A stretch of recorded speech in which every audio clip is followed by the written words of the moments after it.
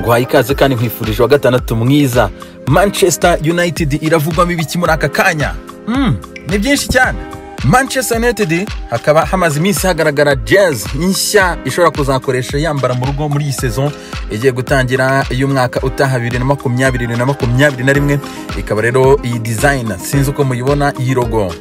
Urabona ko ibintu biri sawa cyane kabisa, ka jazz k'umutuku karimo ndetse n'utuntu tuturongo twiza cyane design kabisa. Ubwo nzagira umwanya wo gushaka aba designer bakomeye cyane basobanurira ibijyanye n'iyi jazz koko nimba bashyizeho V cyangwa se bemeye cyangwa batemeye, ariko biragaragara ko rwose ibintu ari bien 100%.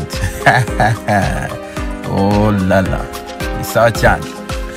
Mu bihuha by'Amerika to muri Manchester United harimo kuvugamo uko iri gushaka cyane Raúl Jiménez akarutaza mu ikipe ya Southampton Wanderers, akaba Wolves yifuza miliyoni 89 z'amapound, akari amafaranga ishaka kugira ngo ibe yari kuri rutazamu yerekeze mu ikipe ya Manchester United.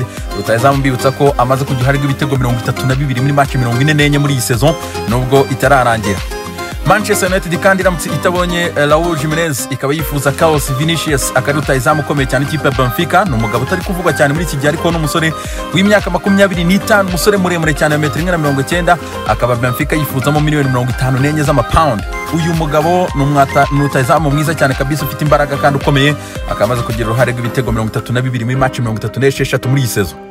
Manchester United kandi ibyutse ivugwamo yuko Fode Ballo-Touré ni umusore ukina inyuma ku ruhande rw'ibumoso ku ikipe ya AS Monaco, akari gushakishwa cyane n'ikipe ya Manchester United. Uyu musore w'imyaka 23 ni umusore ukina inyuma ku ruhande rw'ibumoso. Angel Gomez ukina ikipe ya Manchester United akaba atishimiye yuko umutoza Ole Gunnar Solskjaer muri iyi saison amaze kumuha iminota 19 gusa. Hanyuma ibijyanye n'ibigano byo kongera amasezerano we akaba yifuza 30 by'amapound ku cyumweru, ariko United iramutse itayamuhaye Chelsea ndetse na Dortmund ngo zitayari kumuha aya mafaranga. Umusore akavuga ko yakagombye kubona iminota myinshi cyane mu ikipe ya Man United, ahavuga ati rwose ba Greenwood kuki babanzamo ngiye nkaba ntabanzamo. Manchester United kandi kabiri gushaka Rubi Matondo, akaba ari umuwinga w'ikipe ya Schalke 04 wazamukiye muri Manchester City. Akaba bavuga ko baramutabonye Jadon Sancho bahita bazana Rubi Matondo. Ryan Giggs akavuga ko ari umwe mu bawinga b'abahanga cyane bakiri batoya. Rio Ferdinand akaba atangaza ko abakinnyi babiri yakinanye nabo bakomeye muri kariyeri ye akaba ari Paul Scholes ndetse na Cristiano Ronaldo. Uratunguwe?